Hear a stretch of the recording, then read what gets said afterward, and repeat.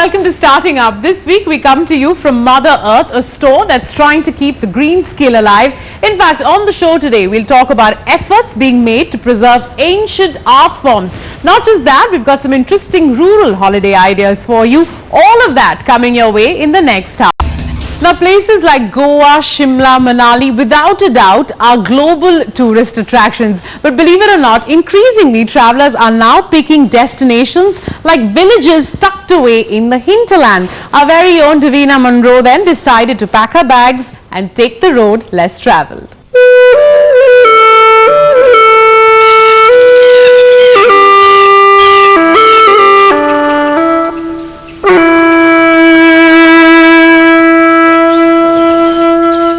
Beaches and rocky hills are frequented tourist spots, quite unlike villages like Malegaon deep within the Maharashtrian terrain. I'm here to lead the simple life and tour rural India with the leader in the space, Agri tourism.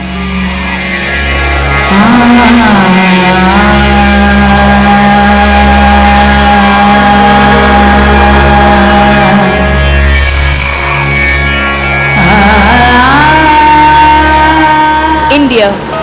The country in the far east, famous for its many faiths, cultures and traditions. A land whose acres of mystical expanse has never failed to mesmerize many a passing traveller. But with its metros, cities and monumental attractions hogging the limelight, the real beauty of the land lies undiscovered within.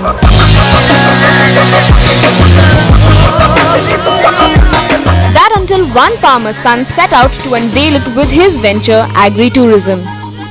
Agricultural tourism is basically a combination of tourism and agriculture in the rural settings, where the host is being played by the farmers and the tourist can go and stay with him.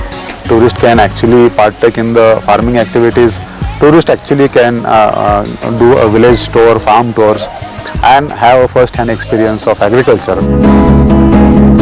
Founded in 2004, Agri-tourism began its pilot project in Malegaon near Baramati on the Agriculture Development Trust farm with an investment of 10 lakh rupees.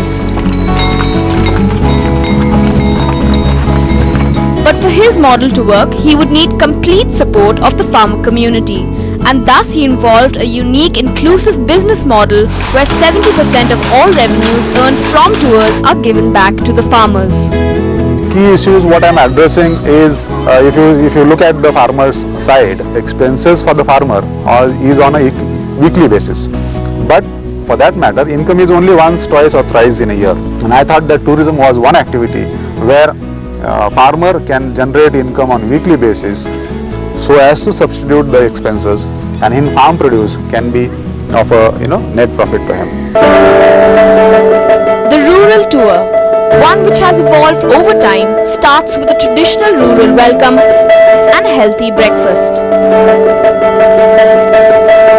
A typical day starts with a trip to the dairy farm where tourists learn about milking activities. It's here that they can also learn how to milk a cow.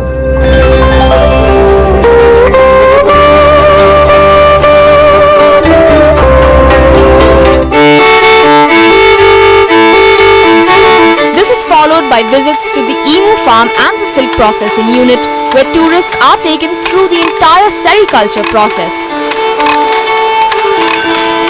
While being taken through all of this, tourists can also enjoy bullock cart and tractor rides.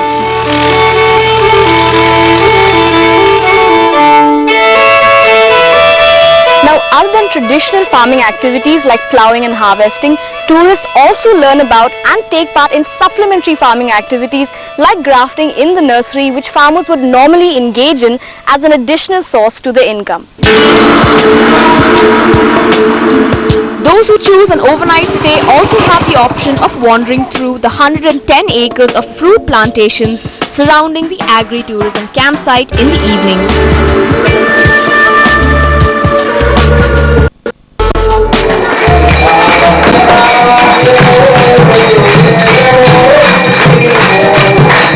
This followed by some good old rural festivity in the night.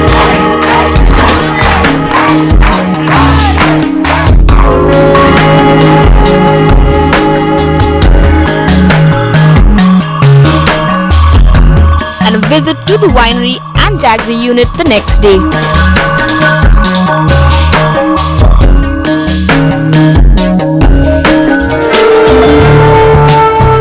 Enough sights and sounds for schools to bring their students here for a summer camp.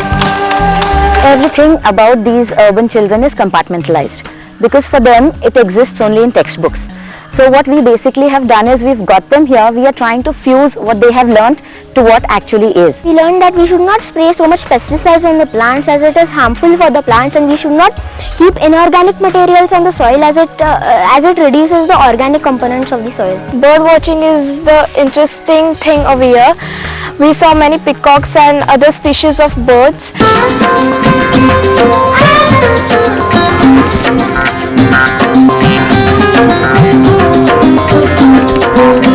This tourism no doubt helps support the farmer community too. Tourists buy agricultural products like jaggery directly from the farmers, hence cutting out the middlemen. An upcoming agri-tourism training center also trains farmers on promoting tourism activities on their farms, thereby ensuring well-rounded growth for each individual farmer. Because of agri-tourism, so many people knows about that our wines. Otherwise, it is very difficult to advertise our wine because I am not a big industrialist or I have not so much money. Only because of visit of that agri-tourism people knows about that wine, what type of wine produced here. Agri-tourism has three sources of revenues.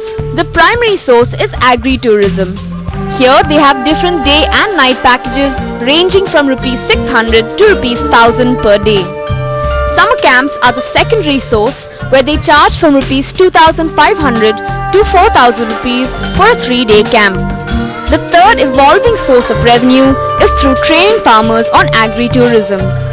Here they charge each farmer Rs 10,000 for a week's training, and combining all three sources of revenue, they project a revenue of Rs 45 lakhs for this year and Rs 10 crores by 2016. When we started implementing this project till 2011, almost 7 years have gone into agricultural development, product development, market developments, other market sector developments, farmer as such developments, training programs.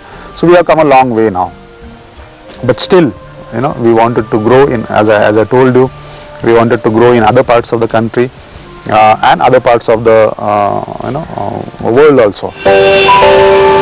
One big factor will always remain in Pandurang's favor, and that's urban cities getting more and more populated every passing day.